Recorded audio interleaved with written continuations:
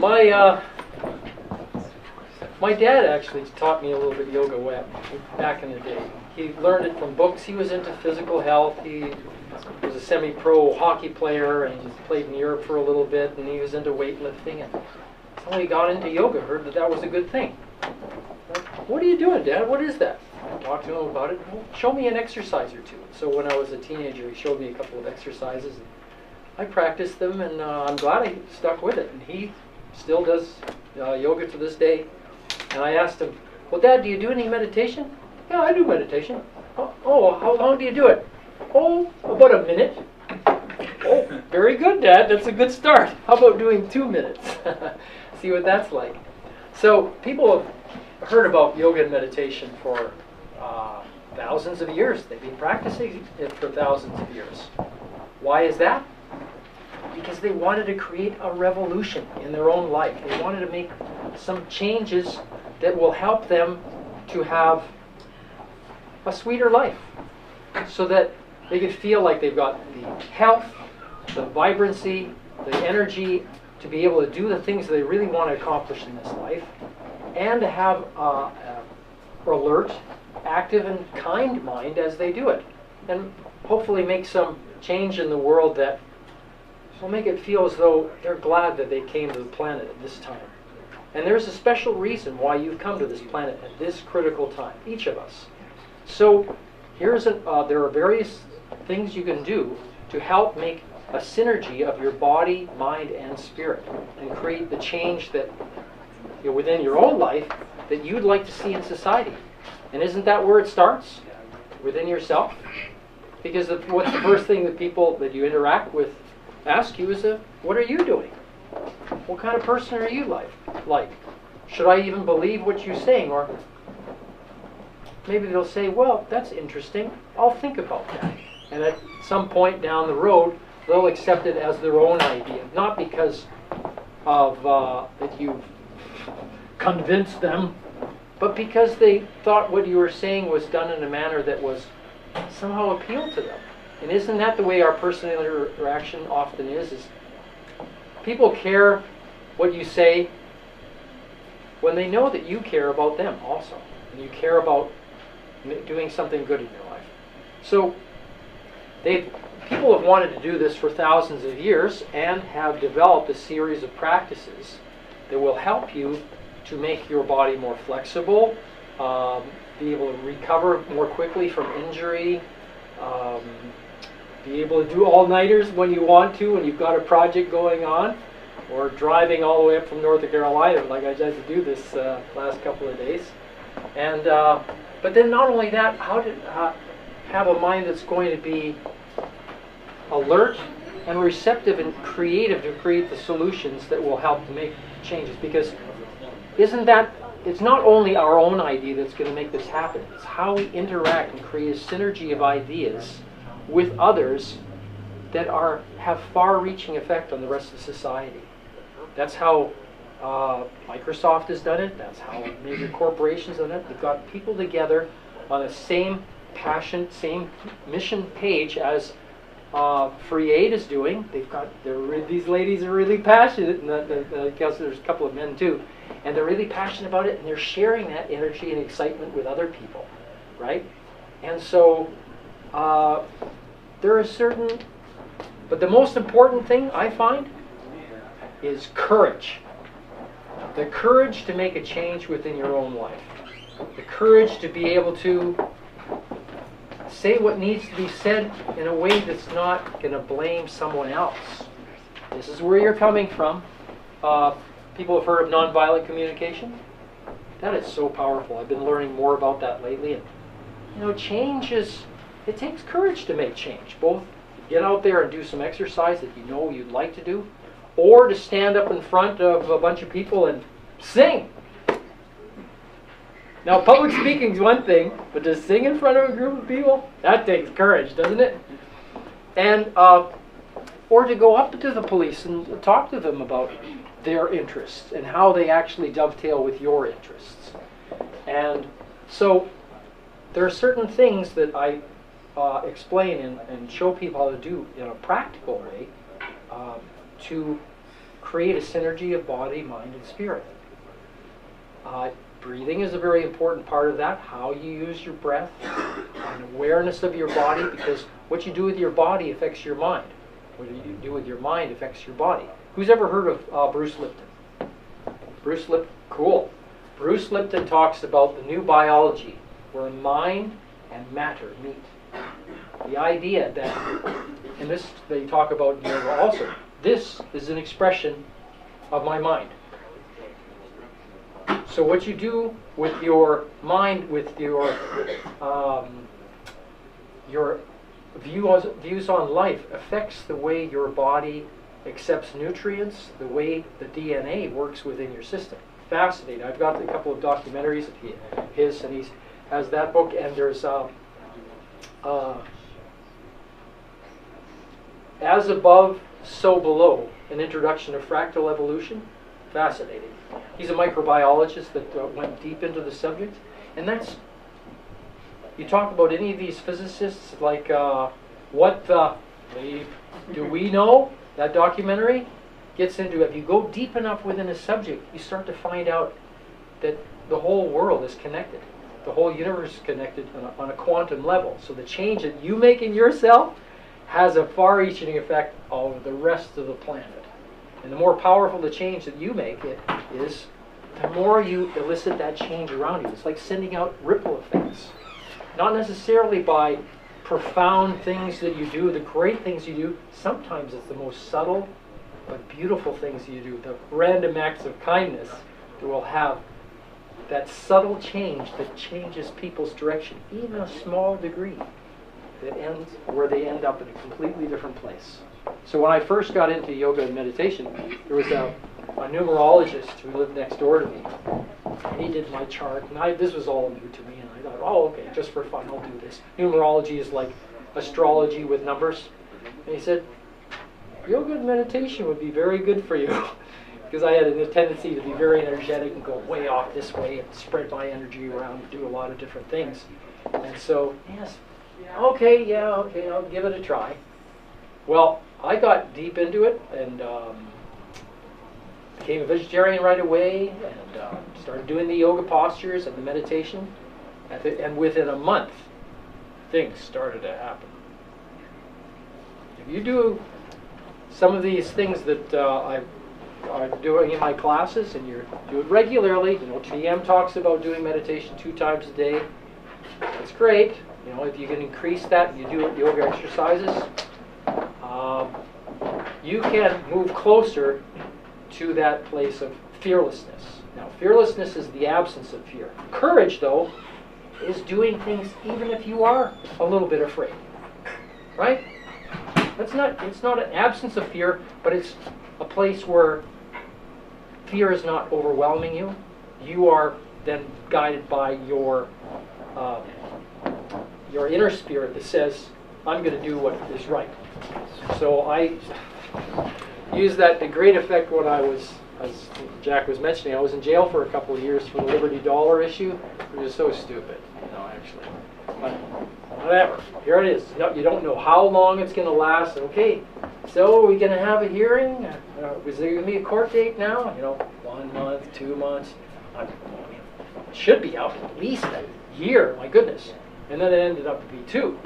So it's just 1 foot in front of the other, 1 step at a time, and thinking long term. And what I was doing there, I did a lot more meditation and yoga, and reading books and studying, and it was like kind of like a retreat, you know, to be able to focus in on my personal development, and you know, so I didn't feel as though I was wasting my time there. I was continuing to move forward, but internally. And sometimes we find ourselves in situations that we decide, well, you know, I made a decision, got to do this, but I'm going to be preparing myself for that next impulse to break out of my current situation. I'm preparing myself so that I can reach what I call escape velocity out of my current situation. And sometimes that takes an internal process, you know, getting all your ducks in a row, getting everything prepared, and then you've made the change inside, and then It's just manifesting outside, and it's not that difficult. Even at music school, I studied music, and so I trained high school meditation, or a band teacher and vocalist. And I had a teacher who talked about kind of the zen of music. He said 80% of the creation of music starts in your mind. 20% is just getting it out there, having the concept of what it is that you want and how to move forward is most of the battle. So as you do these things, taking care of your health in various ways, and learning how to interact with others in nonviolent ways, can have a powerful effect on all that you do in life. And I found that yoga and meditation exercises have been very useful for me. And the guys in jail would say, "You're how old? What have you been doing?" And so, let's see if I have anything else about that. Yeah, so I'm going to be doing some meditation this evening, 6 o'clock in Nashua. People are invited. Somebody has a hotel room there, and we'll just join there for meditation there, and I'll show you how to get started. Who's done some meditation before? Fantastic. Great. Well, there's a certain qualitative difference between doing meditation by yourself and doing it with other people. Synergy definitely takes place. The words that I'm saying are not just here. The sound that I'm creating is going throughout this whole room. It's interacting with your body, right, and your mind. Same thing when you do meditation. The vibrations that you set up are having a sympathetic and supporting effect over everybody in that space. So it's really beneficial whenever you encounter, even outside of these events here, to look for opportunities to do meditation with other people. And it's very supportive, if no other reason than, sure nice to know I'm not the only one doing meditation around here, right?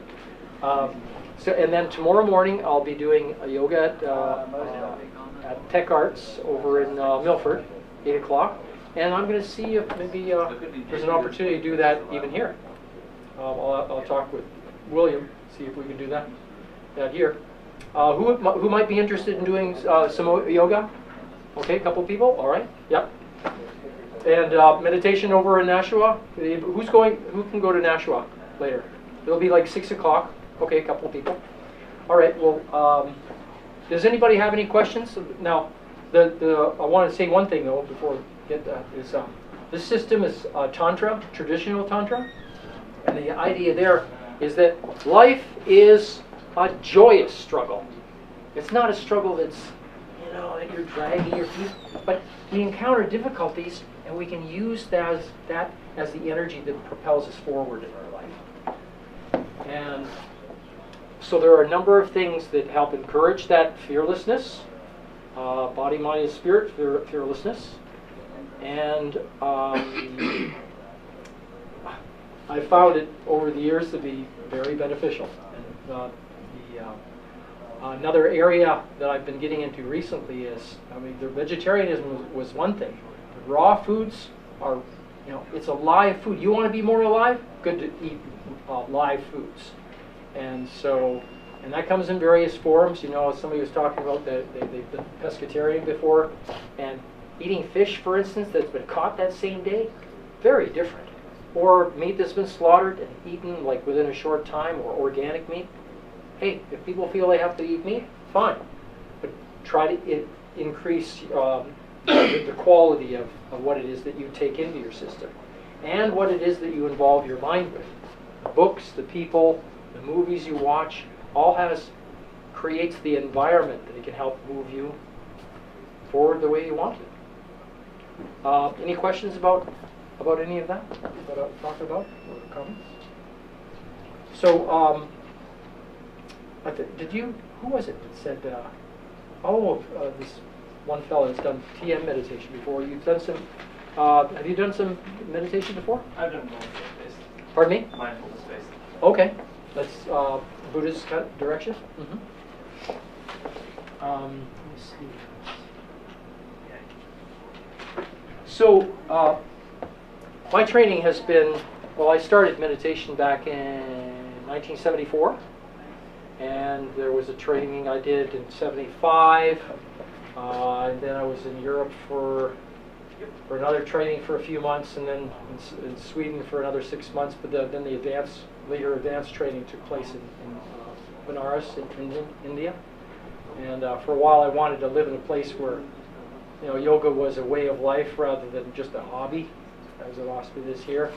And so I spent 2 years in Nepal and was teaching mostly music, but got to go to a number of very interesting places and interacted with the Buddhists quite a bit. And it was funny meeting. Who's ever heard of a Rinpoche? A Rinpoche is a consciously reincarnated person who, I mean, it's not too woo-woo. It's actually that some person has a feeling that they've had a previous lifetime and they identify these objects to an uncanny degree of ability. And so they say, okay, well, that's the same spirit of this person that's come back. Anyways, these guys were pretty cool. And when you meet them, it's like, you know, I kind of like this person. It's like I've met them before. And they're already my friends. It's just now I finally met them after a bunch of years. And that's what it was like meeting these Rinpoches. Very low-key and humble. And where I was living in Nepal, there was a Buddhist monastery right there, so we had an opportunity to go to the ceremonies, and very neat folks. And any group of people that go deep within that subject, also of whether it's Christianity or Buddhism or even the Muslim, it's all the same. You know, it's human values are deeper down are all the same. So as we go deeper in ourselves, we can also have a greater ability to connect with that which is common between us. And let's reinforce that. Create a society in which we're working together more. Right? That's all I have to say. Thanks for your time.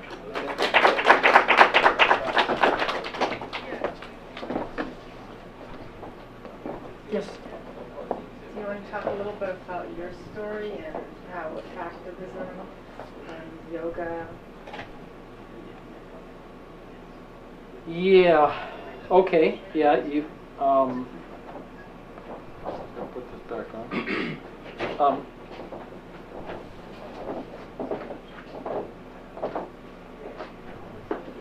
I thought I wanted to get into engineering when I was at university, and then I changed it to social work. But then I looked at social work, and you had to have such high grades to get into social work school. I said, what does high grades have to do with empathy? And so I started getting more involved with the yoga organization because they do free instruction. And I, well, maybe I should become a teacher. But all prior to that, I had been reading political cartoons even as a, little guy, because I read all the cartoons. Any more cartoons? Yeah, there's these political cartoons. My dad would have to explain them to me. What is this? This corporation, handing money to the politician behind the backs. What does this all mean, right? So I had an understanding more and more about what's really going on behind the scenes way back when. And then I had a world politics teacher who talked about the Federal Reserve, fractional reserve banking, and how corporations make decisions that go outside the laws of different countries and juggle money between countries. I said, how can they do this? And he leaned across his table and he said, because they can. Because they get away with it. They're in bed with the government. So that kind of ticked me off, but it wasn't until later that I started seeing that, hey, there is another way we can do this. There's a way we can create a society, and that's what this meditation group also talks about, is how about having a system where the people in positions of responsibility are not in it for the power. They don't get any benefits besides of being a good service. So boy, that sounds great. But you're just provided for. You've got, a modest house, you've got a modest car, but you don't You don't own them, you just have them to use. And you have other incentive built in the system with the idea that the reason you're here is not for stuff. The reason you're here is to be joyful, to be content. And that doesn't necessarily, it's not achieved by more stuff, because then you worry about safeguarding it and keeping it and not wanting people to steal it from you, things, right? So it wasn't until I moved to North Carolina, actually, and interacted with some people, and they said, well, there is something that we can do about these banks. Really? Well, you can negotiate with them. You don't have to, like the words of Lao Tzu, you know, the enemy loves to be engaged with. You can also just step aside and let the enemy go right on by. So there's other ways to interact with those you don't agree with. It doesn't have to be head-on like that, right? You can redirect. Judo is the gentle way that uses your opponent's weight and strength to redirect them in another way. And so it is with the change that we make with ourselves. We don't have to be, no, I'm going to stop doing this. I'm going to prefer fresh air rather than smoke. Or I'm going to prefer juice rather than alcohol, if that's a change you want to make. I'm going to prefer exercise to television, right? Or interacting with people of like minds rather than, you know, arguing with people. Right? So there's, this got me more and more passionate about the fact, yes, change is possible. It's percolating up. And things were going okay for me. You know, I was content with who I was, but, you know, to make a change, you can't just be a little along the path of where you want to go. To really make a good change, you have to be, you know, quite passionate about it. Otherwise, there's not enough of a spark that makes it happen to get other people excited. It's like starting a fire. You don't do it just with, you know, a warm match. It's got to be hot. It doesn't have to be big, but it's got to be hot enough. You have to have the right fuel, and you start a little fire, right, amongst, in this case, 2 or 3 people, or within yourself, and you get it really hot, and you get all the different materials in there, and then it starts to grow. And you don't put too much at once, because it'll smother it, right? You add the right type of wood, the right type of people to your organization, and gradually it's a fire that becomes contagious. And isn't that what we want?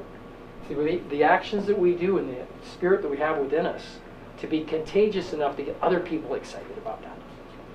And that's the change that we want to see in the world, right? The ability to change within ourselves is what's going to be creating that wave that has the ripple effects through the rest of society. And all this opposition that we're getting is there for a reason. Is to help make us stronger. It doesn't have to be bad. It's just not what we want to do. I think these people, you know, I talked about at one event that I knew that there was some undercover agents at. I said, you know, the FBI has to eat too. If nobody accepts their money, what are they going to do? So we're setting up a system where there's alternatives so that we invite them in. And if they want to join, then, you know, they'll be able to feed their family, you know. The good, Lao Tzu, the good general enters the mind of the enemy. The good athlete wants his opponent at his best. Right? A good traveler has no destination in mind and is not intent upon arriving. The good artist lets his intuition take him wherever it wants. There's another approach to activism that is like honey rather than lemons. I mean, lemons do attract fruit flies very well, but honey attracts bees, right? They're very productive. And so, and because, hey, Jack's been doing this a long time, so have I. Think about the long term, and you can develop yourself in a way that's going to enjoy the process. Back in the 1976, I was doing meeting process skills for people that were in the Vietnam anti-war protests, and they were getting burnt out. You know, they were go-go, they were determined. A lot of people were dying. But they were getting burnt out because they weren't having that balance, and the meetings would go on far too long. Oh, not another meeting. Right? So, hey, we can turn this around and make it so people actually want to come to your meetings because you've structured it well and allowing people to talk, and that was an example of not keeping that balance within yourself and then burning out after a while. And we do burn out. We've got distractions. What kind of distractions do we have that prevents us from doing activism? Huh? Television. Television. Anything else? Elections. All sorts of people interactions and Relationships, right? Relationships. Oh, I've got a relationship issue going on, right? well, with every person. Well, like intimate relations, like close relationships, you know, girlfriend, boyfriend, mom, dad, you know. Family is probably the most difficult one for a lot of people, and it can be very distracting. Addictions, they're distracting. Jail. A little bit distracting. That is distracting. Making a living. Yeah, practical, like creature needs, right? Making a living, right? Having a sense that we need a lot more stuff to be just right. No, I gotta work a little. I need just a little bit more security. You know, that never happens. There's no limit to the amount of security you could have. And to spend your time being continually working on securing what you've got is just sort of, it's another bottomless pit, right? So it's important for people to balance their life of the close, intimate family life, and a balance with activism or doing something in the world. Because as you grow internally, you have a greater sense of empathy and feeling that you want to change, and, you know, help people out because they're hurt, you know. And that was my motivation. Getting back to my thing before, and to have to do things that are really going to develop you a lot is going to help inspire others. Just like I like to compare it to a ballet dancer. These guys, they will pick up these women, you know, and they're not, oh, she's kind of heavy today, right? He's got to do it. He's got to have a lot of strength so he can do it gracefully, right? Same thing, to be able to do the things that we do and make it look easy, because we've been working at it, right? We're not getting all stressed out about it. Being kind to ourselves, being kind to others, you know, goes a long way to helping a group or a band or a group of people stay together. I tell people who are musicians that if you stick together as a band and keep practicing, you'll be good. It's just a matter of time. Just keep at it. Same thing with a group of people you work with. Keep at it, keep working on it. Over time, a lot can happen. We overestimate what we can do in a year, you know, New Year's resolutions, but we underestimate what we can do in 10. Imagine where you could be 10 years from now if you start to really be taking conscientious and consistent effort to make the changes you need, you know that you would like to make in your life. I'm sure glad I started back in the 70s. 70s? Well, no, I don't have one of those watches. Back in the 70s to do yoga and meditation so that I could still go out and play soccer with the guys that were wanted to. Or come up to Pork Fest and hang up with some rowdies. Good talking with y'all.